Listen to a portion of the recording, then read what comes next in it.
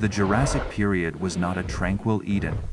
It was a crucible, an arena of titans where life and death played out on a scale almost beyond our modern comprehension. In this world, survival was a relentless negotiation between predator and prey, where evolution's only imperative was to be stronger, faster, or better armed than your rival. A new blueprint for a killer was being forged in this furnace of adaptation. Now, let's open the fossil record and resurrect the story of this Jurassic titan.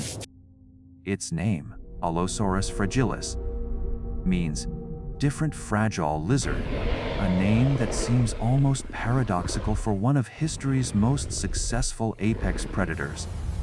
It earned the different part from its uniquely lightened vertebrae, but its reign was anything but fragile. For over 10 million years, this creature dominated the floodplains of late Jurassic North America and Europe, a testament to a masterfully engineered predatory design.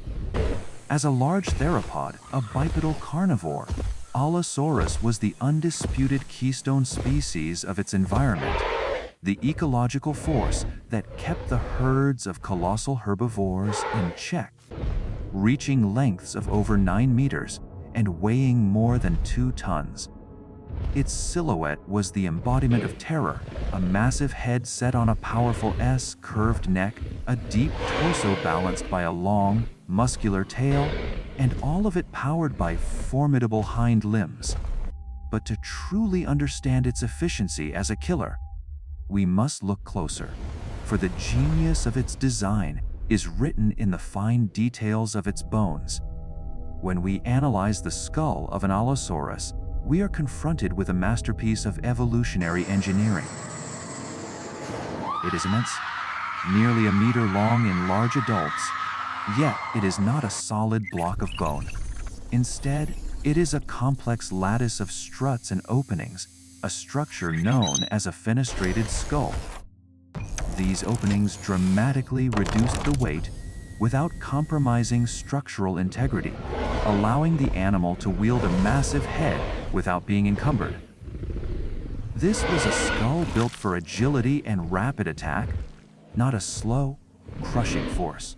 Above the eyes, it bore a pair of distinctive crests, bony ornaments that were likely used for species recognition or display, a vibrant signal to rivals and potential mates in a world without complex vocalizations. But the business end of this skull was its devastating weaponry. The jaws were lined with dozens of large, serrated teeth, curved backward like daggers to prevent prey from escaping. These were not the thick, bone, pulverizing spikes of the later Tyrannosaurus rex. Instead, they were relatively thin, blade-like, and designed for slicing through flesh. Fossil evidence shows a remarkable dental system. Like sharks, Allosaurus constantly grew and replaced its teeth, ensuring its arsenal was always sharp and ready. This anatomical evidence points away from the popular image of a bone-crushing bite. Instead, we see evidence of a different, perhaps more terrifying strategy. Powerful muscles the skull was the broad at the back, skull. but narrow at the snout, and the neck muscles were incredibly powerful, suggesting a hatchet-bite attack. Allosaurus would have driven its open mouth into the flank of a giant sauropod, using the force of its entire head and neck to deliver a devastating slash, inflicting massive blood loss and shock. It was a hit-and-run predator, wounding its colossal prey and waiting for it to weaken. Yet, this strategy would be incomplete without the second part of its deadly toolkit, the forelimbs. In many large theropods, the arms were significantly reduced, becoming almost vestigial, but not in Allosaurus. While not long, its arms were immensely powerful, a fact we can deduce from the massive scars on the fossil bones, where muscles and ligaments once attached. Each arm terminated in a 3-fingered hand, and each finger was tipped with a formidable weapon, a huge, sharply recurved claw. This When we analytical analyze view the morphology reveals of the these claw's claws, true purpose. their purpose It is a becomes grappling clear. hook. They were not thin slashing implements. They were thick, robust, and shaped like grappling hooks. Their primary function was not to cut, but to seize. The powerful musculature of the arms would have allowed Allosaurus to sink these claws deep into the hide of struggling prey, locking on with a grip that would be nearly impossible to break. This was the powerful, grasping function that made it so efficient. It could latch onto a victim, stabilizing it for the devastating bite from its jaws, a terrifyingly effective synergy of hooking and slashing that defined it as the paramount predator of the Jurassic. That predatory toolkit, the agile skull and the powerful grasping claws, was not evolved in a vacuum. It was the evolutionary answer to a singular, monumental challenge the world of giants. To understand the Allosaurus, we must walk through its lost environment, the vast semi-arid floodplains of the Morrison Formation.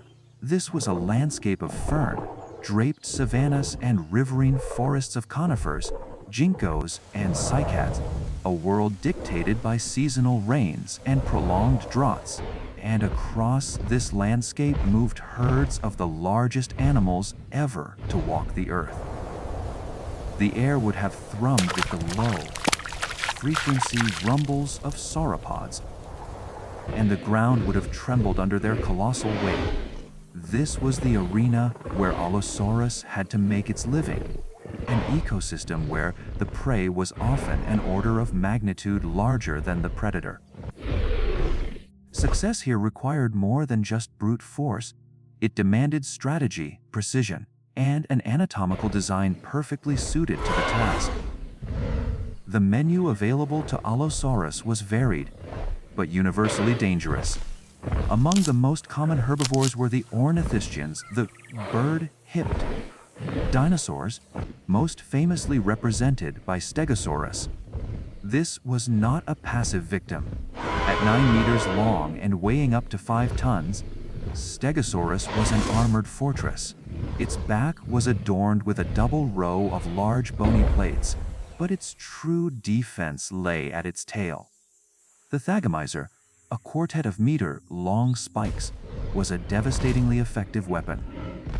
And we know with chilling certainty that it was used in combat against Allosaurus. The fossil record provides the evidence. An Allosaurus tail vertebra with a perfectly circular, puncture wound that has healed over. When we analyze the wound, its dimensions and conical shape match one weapon, and one weapon only the Thagomizer spike of a Stegosaurus. This fossil is a snapshot of a life or death duel, a moment frozen in time where the hunter almost became the hunted. It tells us that every hunt was a gamble. But the true titans of this world were the sauropods, the long-necked giants that defined the Jurassic skyline. Herds of Camarasaurus, Diplodocus, and Apatosaurus, some stretching over 25 meters long and weighing more than 20 tons, roamed the plains. An adult sauropod was a walking mountain, a fortress of flesh and bone virtually immune to attack. For an Allosaurus, a direct assault on a healthy adult would have been suicide. The predator's strategy, therefore, had to be one of cunning selection. Like predators today, it would have patrolled the herds, watching, waiting, testing the defenses for any sign of weakness, the young, the old, the sick, or the momentarily isolated. It is in this high-stakes context that we can begin to piece together the hunt itself, a ballad of predatory calculation and immense power. Imagine a small group of Allosaurus moving through the low ferns along a riverbank. They are tracking a herd of Camarasaurus, their gaze fixed not on the massive adults, but on a juvenile straying from the protection of the herd. The attack begins with an explosive burst of speed. The lead Allosaurus closes the distance, not aiming for a killing bite, but for that initial, debilitating wound. It lowers its head and, with the full force of its powerful neck, drives its upper jaw into the young sauropod's flank. The blade, like teeth, slice through hide and muscle, creating a massive gash. The shock and pain are immense, but the prey is still on its feet, still capable of escape or fighting back. This is the critical moment where the forelimbs come into play. As the prey attempts to flee, the Allosaurus lunges forward, swinging its powerful arms up and sinking its three huge, hook-like claws deep into the victim's flesh. This is the grasping action that defined its predatory niche. With its claws anchored, it now has purchase. It is no longer just a striker, but a grappler, using its 2-ton body weight to pull the struggling animal off balance. The other members of the hunting party move in, repeating the process, their combined efforts overwhelming the far larger creature. This speculative scenario challenges a common myth, that of the purely solitary Allosaurus. While some undoubtedly hunted alone, the sheer scale of their prey has led many paleontologists to consider the possibility of cooperative, social hunting. When we discover fossil sites with the remains of multiple Allosaurus individuals found together, it forces us to ask, are we looking at a random accumulation of bodies or the fossilized remains of a pack? The evidence is not conclusive, but it opens a window into a more complex and intelligent animal than often portrayed. It suggests that the key to dominating a world of giants was not just individual strength, but the strategic advantage of the group. This sophisticated, two-phase method of attack stands in stark contrast to the great theropod that would succeed it millions of years later. Tyrannosaurus rex was an animal that evolved to kill with one cataclysmic, bone-shattering bite. Its arms were so reduced they were almost useless in a hunt. T-Rex was a walking sledgehammer. Allosaurus, by comparison, was a fencer armed with grappling hooks. It was a specialist in a different kind of warfare, one defined by hemorrhage and relentless pursuit. Its arms were not an evolutionary relic. They were a central and vital component of a killing machine perfectly adapted to its specific ecological role: to bleed, weaken, and ultimately topple the titans of the Jurassic. The story of Allosaurus, its anatomy, its environment, its brutal hunts, is not a work of fiction. It is a narrative meticulously pieced together from clues left in stone.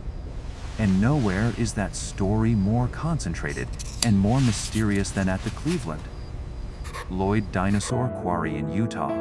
This site is a paleontological enigma. It is a dense, tangled graveyard of Jurassic bones, but it is unnervingly imbalanced. Over 2/3 of the remains belong to carnivores, and of those, the vast majority, at least 46 distinct individuals, from young juveniles to towering adults, are Allosaurus. This incredible fossil assemblage is less a burial ground and more a prehistoric crime scene, demanding an explanation. What event could possibly have gathered so many apex predators into a single, fatal location? The leading hypothesis is the predator trap theory. When we analyze the geology of the site, we find evidence of an ancient, muddy waterhole or seasonal pond.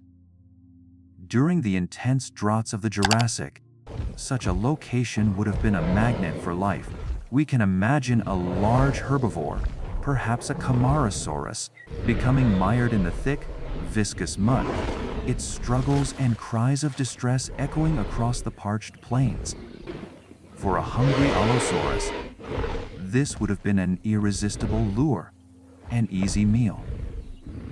But as the first predator ventured in to claim its prize, it too may have become trapped by the clinging sediment. Its own struggles would have attracted more carnivores, each one seeing an opportunity, and each in turn becoming a victim of the same treacherous mire. This theory paints a grim picture of a feedback loop of death, a quagmire that preferentially trapped the hunters.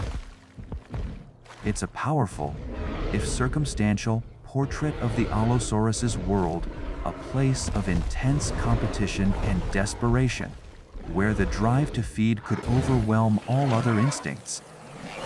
Beyond these mass mortality sites, the story of Allosaurus is also written on the individual level. In the language of paleopathology, the study of ancient injury and disease. Their skeletons are biographies of a violent existence. When we examine their fossilized bones under a microscope, we find a litany of healed wounds that speak to an incredibly tough and resilient animal. We see ribs that were broken and then fused back together, evidence of massive blunt, force trauma, perhaps from the tail of a sauropod. We find stress fractures in foot bones, the result of a life spent running and fighting. Pathologies on their jaws and skulls suggest violent confrontations, including biting injuries likely inflicted by other Allosaurus during ferocious disputes over territory, mates, or the rights to a kill. This record of pain and survival transforms Allosaurus from a simple monster into a complex living creature. It was an animal that endured immense suffering, healed from grievous wounds, and continued to hunt and thrive in a world of constant conflict.